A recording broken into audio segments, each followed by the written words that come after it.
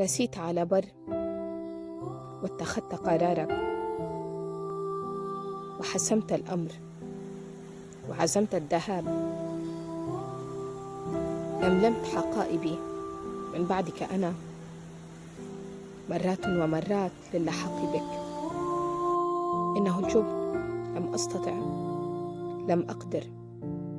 ليس لدي القوة والشجاعة التي يملكها قلبك وعقلك. أنا جواز سفري قد احترق من التأجيل المتكرر، وتلاشأت روحي كالقمر المضيء الذي يندس وراء السحاب الليلية بالشهر الثاني من الصيف. أنا يا صديقي قد حزنت، شعرت بالغضب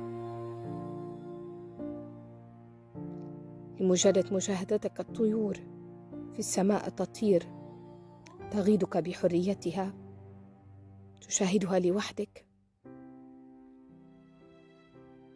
ما عساني أن أقول يا جون بيير